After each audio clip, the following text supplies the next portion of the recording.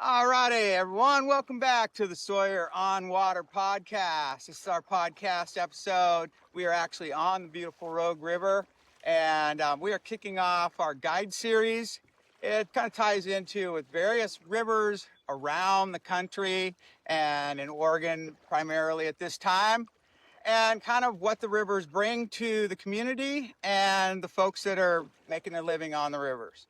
Today, I am joined by Ryan Thims out here, and I'm going to let Ryan kind of take it away and kind of introduce himself and what he's doing at the current time and what he's up to.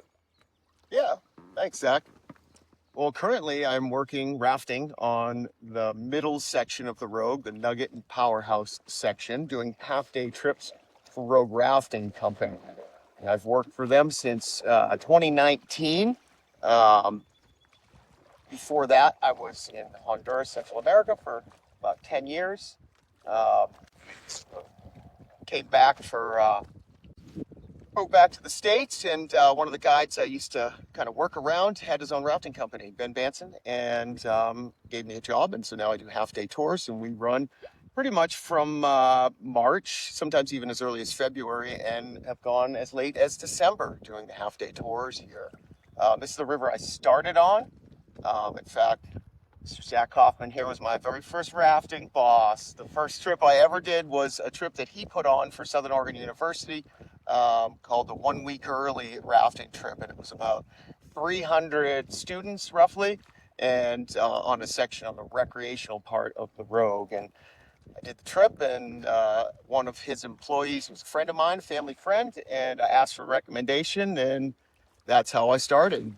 Zach had me beginning with, actually my first trip I did for him was a scenic float with champagne, but of course I was under 21 and captaining the boat, so so it's just basically an evening float. And did mountain biking. We used to do tours up at Mount Ashland, and some real scenic touring. So he had me start off in the warehouse, and I'm very appreciative for learning all of the stuff instead of just jumping right into it and going for it. I think that's one of the reasons why I'm still a raft guide, because I didn't traumatize myself by getting too into it at the start.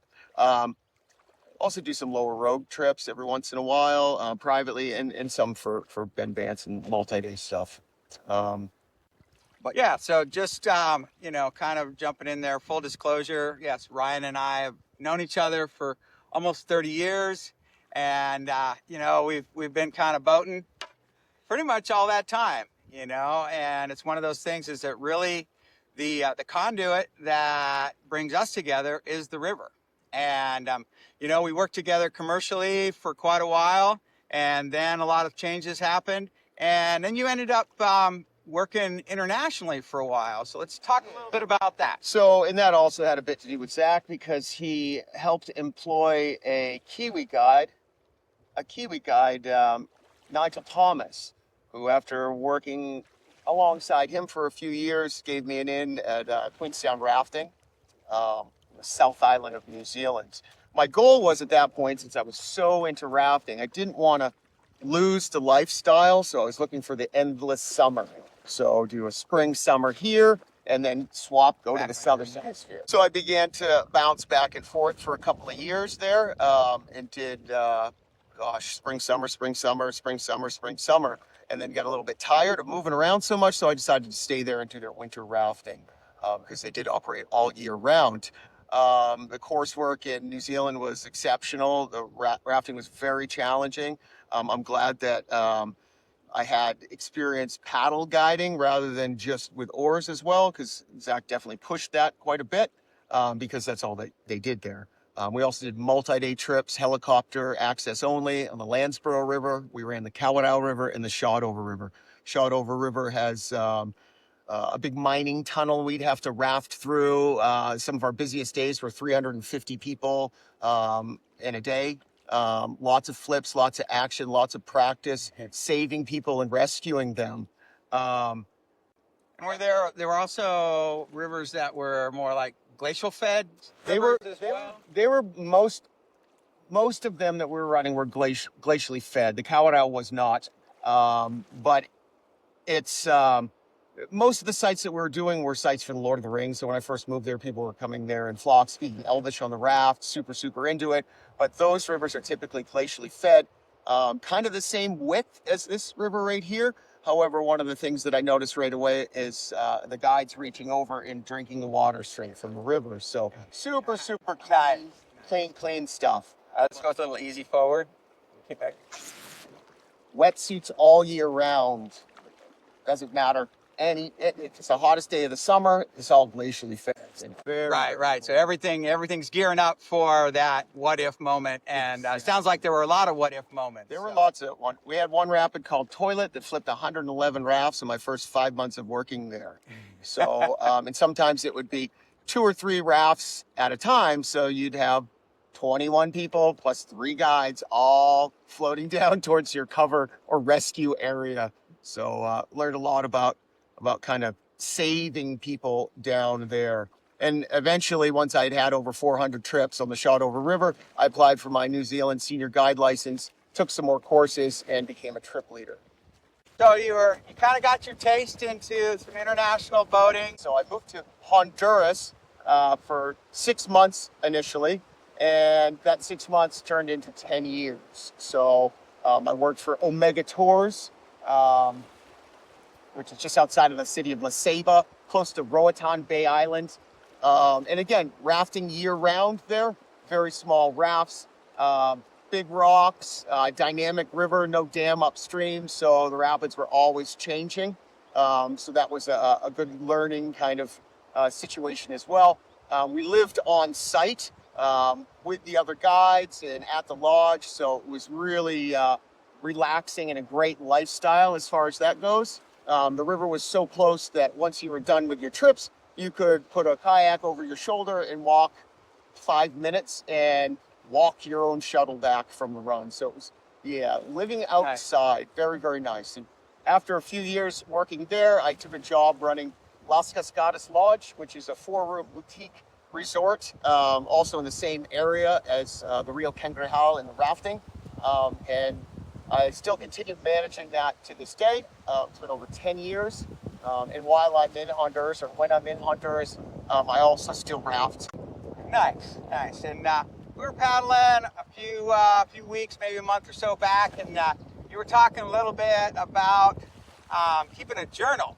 And that's one of the things that I think is a lesson to a lot of these younger boaters, because it really helps give you that kind of reference to kind of go back to and check on constantly. So talk a little bit about the River Journal, when you started it, and when did you realize that this was really a valuable thing to keep doing?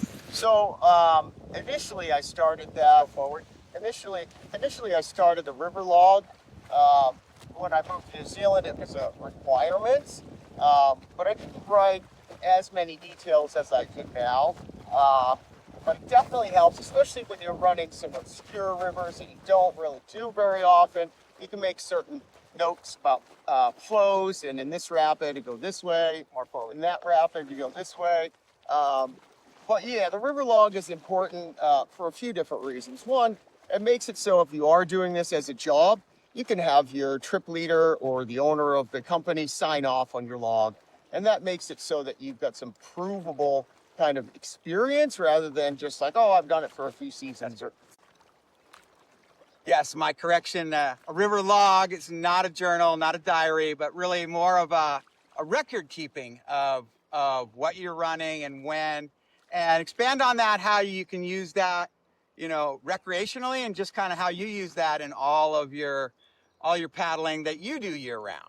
Yeah, so recreationally, and so basically I'm putting things like weather conditions, flow conditions, river temperatures, distance at times, like how long did it take me to get to the put-in, how long did it take me on the river, so you can kind of plan and even make some safer decisions. Say you show up a little bit late on a run, you all of a sudden now you kind of know, oh, I need to shorten this up a little bit. Also with swimmers and stuff, like, hey, where have I had problems in the past? or where do I scout this rapid from? All stuff that when you're on the river on that trip, you think, I'm going to remember this. But if you add trip after trip after trip, sometimes those details go away. I also keep track of how many trips I'm doing it and how many clients. So right now I'm about 60 or so people down from 3,000 I've taken rafting since 2019 for Ben Banson and Rogue Rafting Company, which, is, yeah, the numbers add up quickly. And Absolutely, especially when you're doing it as many days a year as you're doing it. indeed. But one of the things too is that as we know, the rivers are always changing, especially rivers that we're floating a section right now here on the Rogue where the dams have been removed and where we just floated through. This has completely changed this year versus last year, and nothing drastic, but some of the spring only rivers, they do have drastic changes where, like, it used to be that back at, 2 years before, it would always be right side channel. That's your safe route with one, must make move at the bottom. And then all of a sudden rocks move, trees pile in, and, oh, we can't go that way anymore. Exactly. So any examples of that kind of Yeah, stuff? well, I mean, our trip that we did down Carberry Creek, which is essentially a tributary to the Rogue, we do lots of tributary runs, Elk Creek and Carberry Creek, as much as possible. But yeah, I had it in my notes that, hey, there was a log down here. I'm not sure if it's a problem or not, but we both knew that in advance because I'd had it as a note. So instead of just blindly going into this rapid, we knew to get out and scout. And in that situation, the log wasn't a problem, but little notes like that, very, very important. Absolutely, absolutely. All right, let's kind of just do a little forward here to peel out, get back into the flow of things. And let's talk a little bit about, you've been in this industry for quite a long time, and probably, back when I met you when you were 19, this maybe wasn't exactly what you thought you were going to be doing with your life, but it's worked out. So, like, talk a little bit about just like how nimble you've had to be, what you've had to kind of adjust to, and some of the things that have really worked out well and things that haven't worked. Well, the seasonality obviously was the biggest challenge at the start, but for the first few years, I would get the same question, which lots of rafting guides get from time to time. It's like, oh, what are you going to do essentially when you grow up, or Exactly. when you move on? Working in some of these other places, I got to see people that were able to do this as a real job, meaning like all year round. And that was very important because I saw, like, what are the possibilities? How are people doing this? Around here, people were working on the mountain, usually in the winter and stuff. But I wanted to keep it to the river and stuff. And so basically, rafting has provided me with every good thing that I have in my life. Like, I would never have met my wife had I not been rafting on a river where she was at the same time. Definitely the ticket to travel and some of the best friends that I've made for sure. And still, Yeah, it's kind of it's with. definitely a traveling profession where once you learn that skill set, that's what I've told a lot of younger up and coming guides, is like, once you learn that skill set, you can take it anywhere. I mean, every river is going to have a guide need of one way or another, right? Yes, for sure. Just there's always a need. You referenced Nigel, and Nigel kind of came to town at the beginning of cell phones, and he didn't have a house, he didn't have a car, he didn't have a place of residency, but he had a cell phone and he knew how to run rivers. And because of that, he got a lot of work in, a month and a half because he was reachable. But what are some of the things that just didn't really work out, or some of the challenges that you've learned along the way that you would tell a 19, 20-year-old Ryan to maybe do differently? Save your tip money. If you feel you're like rich for a day or whatever, but no, because the season does come to an end if you're just doing it seasonally or whatever. Also, it's a lot easier now, like you were mentioning with technology and stuff. If you are gonna want to live abroad, it's easy to make phone calls now. When I was living in New Zealand, it would cost a small fortune to call home. Nowadays, we have things like WhatsApp and stuff like that. Right. But definitely distance or distance from home. I remember my mother was really excited when I moved to Honduras from New Zealand because I was close to home. which is kind of a funny way to think of it. Funny way to think of Yeah. yours being close to home. Right. And then, you know, a neighbor to Maine. yeah, right. And then but I could make it home in a day, which was nice to be able to kind of visit again.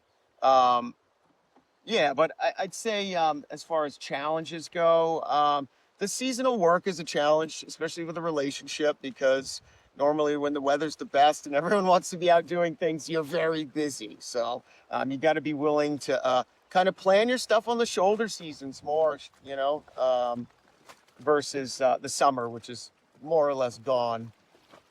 But I basically have to mix 3 different jobs right now to kind of make it all work.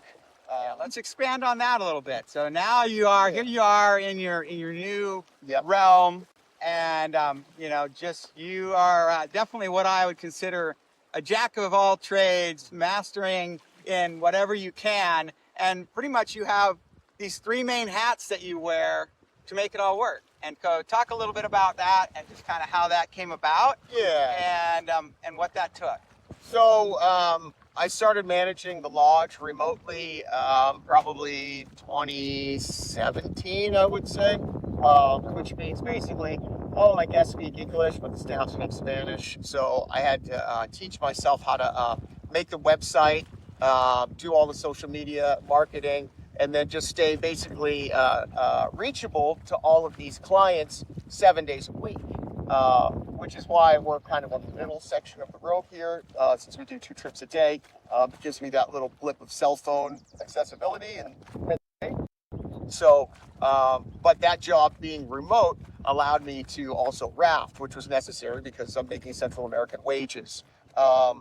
So it wasn't enough though, meaning like I wanted to be doing some more exciting stuff as well. So just before the pandemic, I started Rogue Heli Tours in association with Timberland Helicopters located in Ashland. And basically we started offering, I started booking people doing scenic tours for special events in the helicopter. Now we do helicopter wine tours. Even a 2-night stay down on the lower road, which you couldn't really access this lodge, Half Moon Bar Lodge, unless you were coming up on a jet boat or going down in a raft. So I used the helicopters so much in New Zealand that I kind of got hooked on them. And so I chose that as being my 3rd job to kind of come together to make one real one. So I figured since I was already available 7 days a week for Las Cascadas Lodge, why not be available for something else and occasionally be able to get up in a helicopter and fly around. Gotcha. Nice. Well, now the other thing is with all the rivers around and all the river miles that you have logged in is that there's definitely some things that stick out. So why don't you share with us just, first of all, just maybe what would be one of your most memorable moments on any river that you've been on, whether it's hilarious, scary, chaotic, you know, give us one of those. Well, that has to do with my marriage, actually. And since we're on the road, I may as well just talk about that. But yeah, once I started rafting year round, I remember getting to the point where I'd reached the point where I had steered a raft more hours than a car. So that was a big hurdle or whatever that I really like. It's just kind of a cool thing to think about. But yeah, so on this river, when the pandemic hit, they closed the boat ramps, things were kind of slow for a while. Instead of worrying about an airborne illness, I decided to go out and start gold mining. So I prospected gold for about 7 months and got enough gold to make an engagement ring for my wife.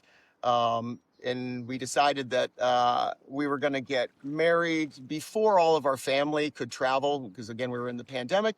So we grabbed one of our guides who was ordained, and we rafted down a little lower than this section here, down through Nugget and Tillamook Falls. And we tied up and did our wedding right at the bottom of the waterfalls there. So that's definitely one of my most memorable experiences especially on this. Yes, several river guides have gotten ordained just so they can provide those services. I know of several friends of mine and associates in this industry that have definitely gotten married on the river or have married couples on the river for sure.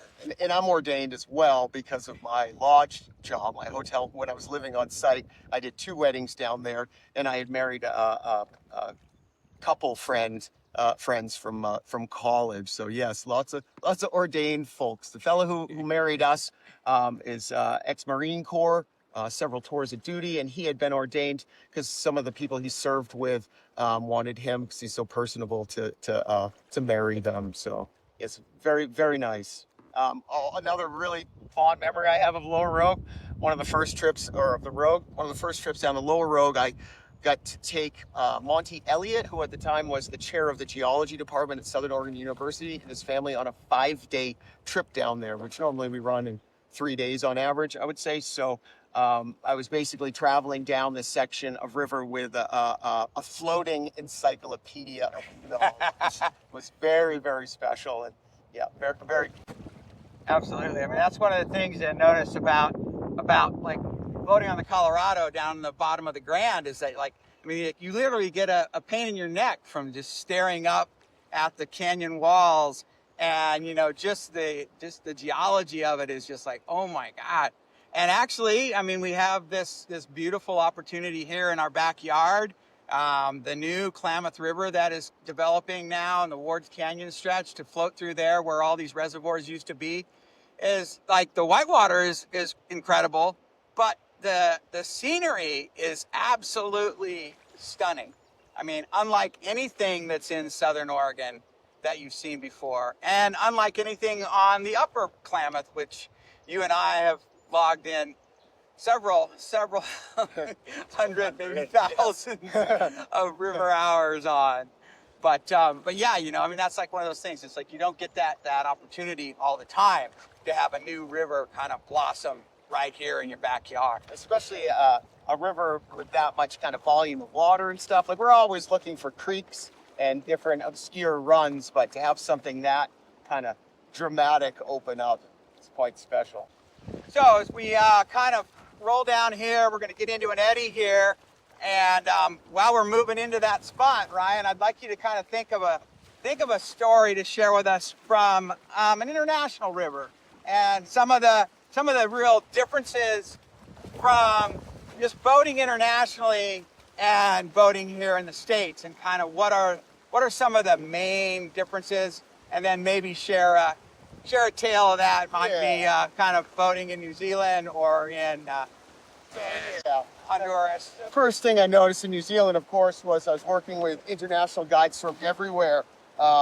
So not that the language barrier was something, but also people do things differently in other places. So we work with guides from Nepal, guides from Australia, guides from the UK, from everywhere. So definitely a little bit different as far as the guide dynamics and stuff. There's a bit of hazing at the start, definitely. But also, you were an outsider? I was an outsider. Yeah, they weren't looking for Americans to come over and take the jobs. But eventually that turned out really, really well. And I learned immediately that I didn't know everything that I thought I knew or whatever. There were lots and lots of lessons to learn along the way. And then, of course, I have to talk about the language barrier.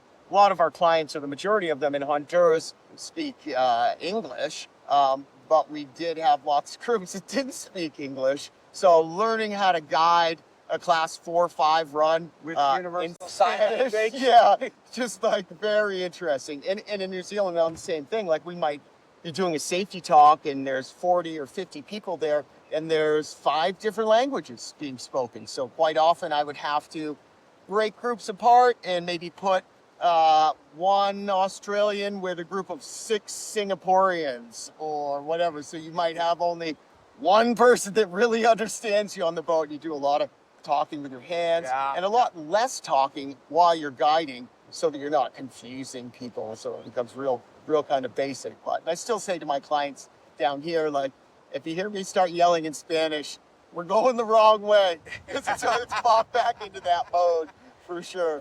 Yeah. Preservation mode, for sure. Right? Yeah, and like I'd say for a story, I think, you know, when I first showed up to Honduras, I was working with an English guide who didn't think we were good enough or whatever. And so he decided that he was going to show us, and let's go run the upper section, the class 5 section. First time ever seeing it, late in the day, and then at a flow that I never saw even close to after that. So like 3 times the flow that we would ever run it commercially.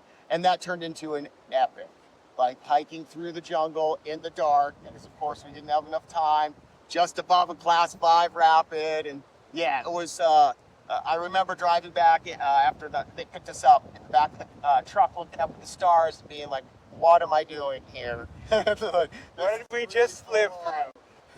Exactly. All right. This is our first time testing this out. This is rapid questions through the rapid. So the way this works is I'm going to fire off as many questions as I can while we navigate this rapid, and Ryan's going to answer them or he's going to pass. And are you ready, Ryan? I'm ready. All right, we'll start out somewhat easy and get her moving. All right, let's go forward 2. Good, stop. Got to wait till we get a little bit into the rapid. Once we start navigating, then we'll start firing off questions. And forward 2. Good. All right. Okay, Ryan, what's your favorite color? Blue. What's your favorite model of skis? Rosignol. Forward, forward, forward, forward, forward, forward. Ups. What's your favorite river of all time? My favorite river of all time is Carberry Creek. Nice, nice, nice. What's your favorite boat? My favorite boat would be my tributary, my 14-foot tributary. One that you own. The one Good that I answer, own. good answer. I don't have to borrow or rent. What's your preference, paddle or row? Depends on the clients. Good answer, good answer. What's your best coastal range? Best coastal range? Yes. Pass. All right. What's your favorite mountain scene? My favorite mountain scene? I'd probably say Mount Shasta. Hiking for turns in the Avalanche Gulch. Nice. And if you were to name this river in one word, what would it be? Always cold, or one word, okay. Yeah, I don't know. We'll go with cold. We'll go with cold. All righty, and that's it. Rapid fire questions in the rapid. Thank you much. All righty. Well, I think we've definitely covered a lot of territory and a lot of ground. Ryan, thank you very much. We will post all the links to the current positions that Ryan is working in right now. So if you'd like any more information on that, you can find them there. And if you like this podcast, please tell your friends, tell your neighbors, tell all your family members, and please share it with your boating community. And get out on the river. When you do get out on the river, remember to share the river with everyone. And be patient, be kind, and we will see you on the river. Check out everything that we covered today at paddlesandoars.com. See you later for now.